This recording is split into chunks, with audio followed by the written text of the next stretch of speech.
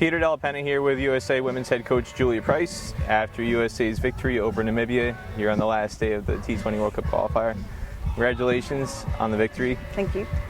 What are your initial thoughts on how the team approached today and taking into consideration the frustrations of everything leading up to today?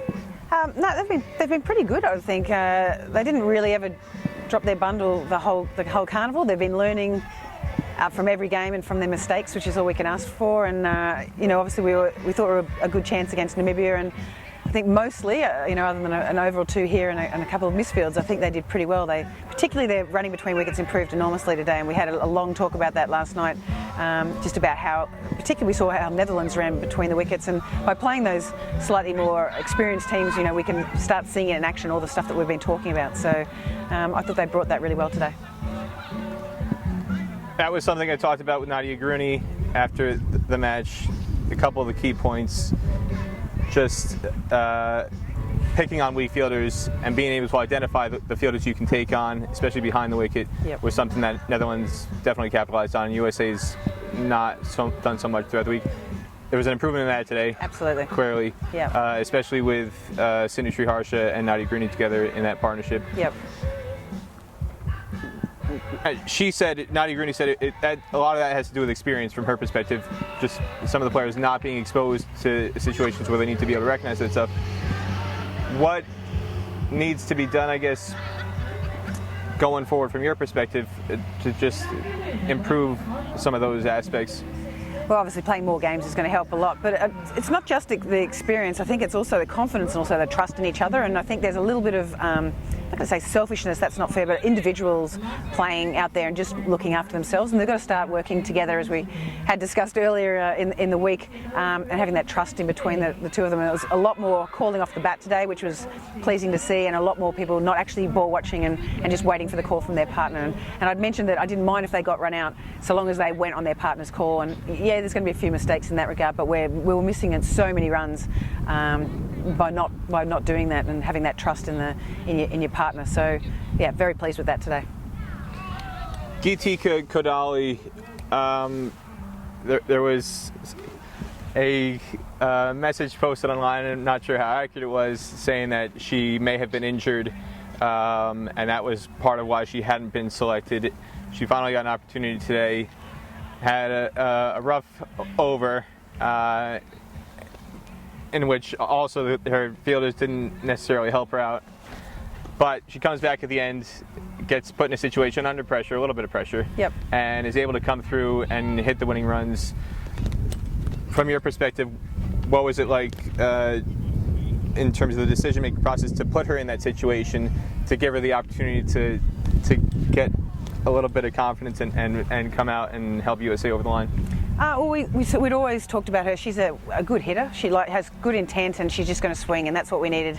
Occasionally we get a little stuck. We've got a few different types of style batters in our team, and obviously with Sugi out there, she sort of works it around a little bit, so we sort of wanted someone who was going to complement her and go for those bigger shots, and I knew that Geets would go out there swinging, and maybe a little lucky. It went for 2 the first one, and a tough catch in mid-wicket, I think it was, and but no, I think it was good. Geetika's a very mature 15-year-old in our group and has got a big future in USA cricket. And I think Lisa Ramjit's exactly the same. And I think when you've got mature underage girls coming away on these tours, that's an absolute bonus. And they fit into the team well, and we put them in the same situations as we would anyone who's not necessarily quite so young. So yeah, I think she's come out of it feeling a lot better than she was when she walked off. But at the same time, we probably should have bowled her from the other end as well. We probably got that wrong as well.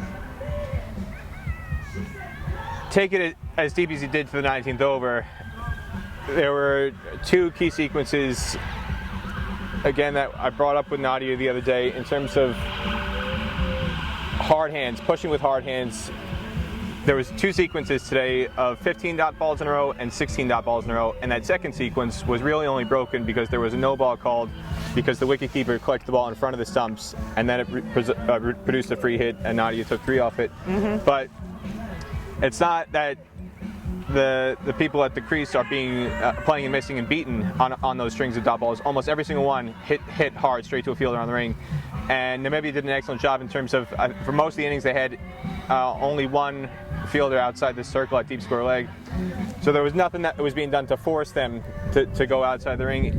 What, from that standpoint, how much discussion has there been in terms of getting the message across in terms of playing with a bit more touch, playing with a bit softer hands, and just being able to tip and run and not necessarily needing to smash it as hard as you possibly can? Yeah, there's been a lot of talk about that, but there's also been talk about trying to get out of a situation when you've got a string of dots like that. And particularly Nadia, we'd spoken to her about that. She gets a little not as strong on her leg side play, and so we've been trying to get her to work inside an off spinner. Let's say she does try and hit it in the same sort of place all the time, and when they've got a fielder there, and Namibia are a fantastic fielding team, very athletic, she just couldn't get it through the gap as often as she would have liked. So that I was a little disappointed in, that but it's something just to work on with her, about just increasing our sort of shot range and selection that they've been taking on out there, because if the ball's outside the off stump and it's not turning a lot, you can play across it and move outside your crease and move a little bit laterally and deeper in the crease. So we probably just need to start playing around with that a little bit more.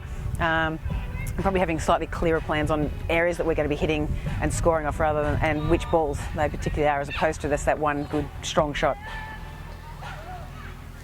Big picture beyond today. At the start of the week, you said Thailand is about 10 years ahead of where we are. Mm-hmm. And USA's cricket has been in place basically the same amount of time as Thailand. Thailand played the first international in 2007. USA played theirs in 2009. And yet they've progressed in those 12 years. And USA, looking at the results, big picture, they basically stood still. And a major contributing factor is the fact that Thailand has built up their playing base domestically to more than 3,000 players, whereas USA, almost from the start, it's never really gone above more than 100 players nationwide to choose from. So, do you feel there is, I guess, in a big picture sense, whether it's you or any other coach, what can be done realistically to improve on some of these results when you just don't have the talent to choose from? Yeah, well, obviously we need them training more often. At the moment they're only training sort of for a week, once a month, and we've been working on, and we've got some good funding from the ICC, which is again always an issue, but to assist with satellite coaches so that they can be training in between weeks when I'm not in the country, but also getting that local sort of practice all the time. They don't have to have expense, they don't have to have time off work to do it, so we've got to be able to continue to provide them with resources and facilities that they can continue to improve their game. But I still think that, I mean, we definitely need to keep growing the game and promoting it to America, because I think it actually would be a fantastic sport for them. Provide it in schools and universities and just expose them to it. Use the result from this sort of carnival, even though we only beat the one team in it, the girls are still performing and getting better all the time. So I think with Ace coming on board, I think they're trying to work on strategic plans on how they're going to grow the game in the country for both boys and girls, which I think is vitally important. And you can see that the men's side of the game has grown a fair bit. And you mentioned like the last 10 years, but I think USA cricket has only been what it is at the moment since January, when they were reintroduced into the ICC. So I think it's a slightly different scenario that they're in at the moment. And I think the whole of USA cricket are working towards making sure that that it's going to develop broadly across the entire country and be very inclusive of everyone.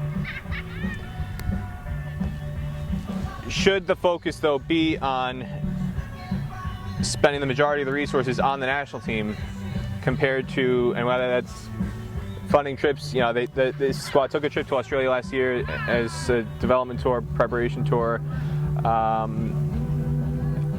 coming to England a couple weeks early, which as tournament preparation is necessary, but some of the other things that have happened, again, when you're only dealing with a player pool of 100 players, it's going to make a negligible impact in the grand scheme of things. So from your standpoint, whether it's you or somebody else, do you feel that there is a misplaced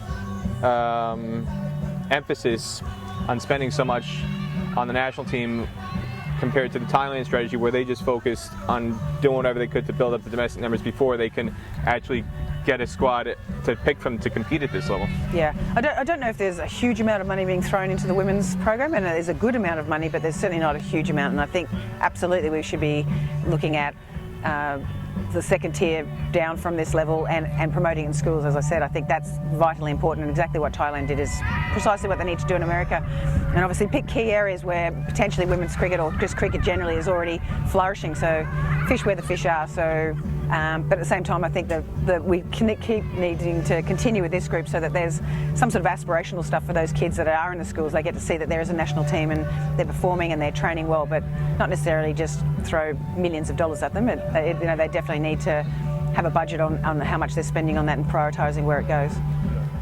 And then just one more question on the big picture standpoint. Yeah. From my perspective, and from talking to some other people here, arguably the two most impressive players coming out of this week, looking at Gitika, the way she finished the game and just her general athleticism, and Lisa, the youngest player on the team. Yep. She's the quickest in the field, quickest between the wickets, has a decent arm, is disciplined with her bowling, and when she comes out to bat, she shows intent trying to hit the ball and is not blocking.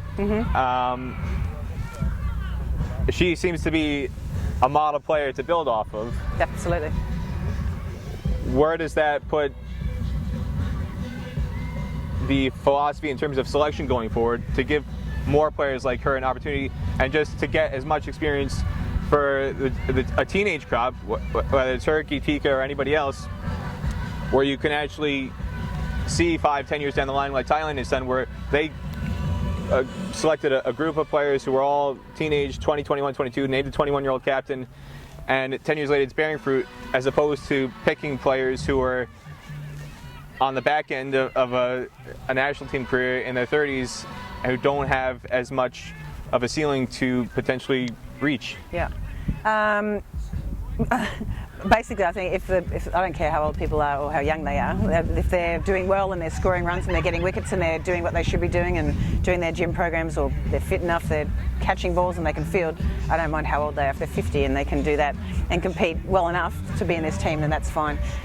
We've also got the Under-19 World Cup that they've been talking about with the ICC, and I'm not sure exactly when that's happening, but that's a perfect opportunity though for us to start looking at that second tier and having Gitika and Lisa play quite a senior role in that team, as well as introduce a lot of young girls into that program, and we can start focusing on that. So that, by just driving that underage program for the Under-19 World Cup and having a strategy for that, puts a lot of pressure on a lot of these older players that have been around for a lot longer.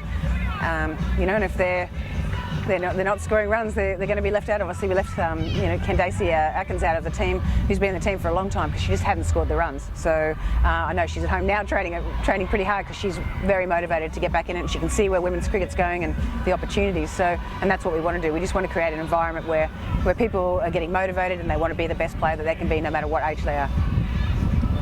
What's the number one thing you're going to remember about this week and this experience in Scotland?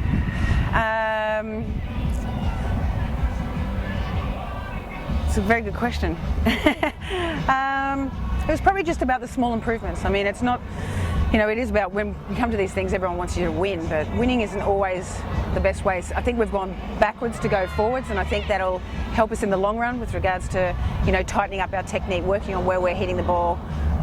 Just those little wins that you can't see them in the stats quite so much, or you can't see them when you're just watching a game, but we know behind the scenes that person's made a huge jump or been brave about what they wanted to do, and we spoke about being brave at the beginning of this carnival, and it took them a while to really embrace that. But today Nadia showed me that she was a lot braver in her trust in Sindhu's calls when they were running between the wickets and taking on those people behind the wickets and in front of the wickets as well. So Sindhu was brave because she bowled Gitika, and she wasn't sure how she was going to go because she has had a little side strain, and so all those sort of things are great that she's starting to back players, and we're starting to be a bit more brave. That trust factor is one thing we need to keep working on. There, we started to make little wins, but we haven't quite got there yet. Anything else you want to say? Probably just that I'm very proud of how they've gone at this carnival. I think it's not necessarily been a bit of a shock for them, but they can see that there's a big step up and they've got a fair bit of work to do. They're not unrealistic, but they're very, very positive people, and they're very keen to learn. So I'm looking forward to the next 6 to 8 months with them and heading towards this 50 over qualifier.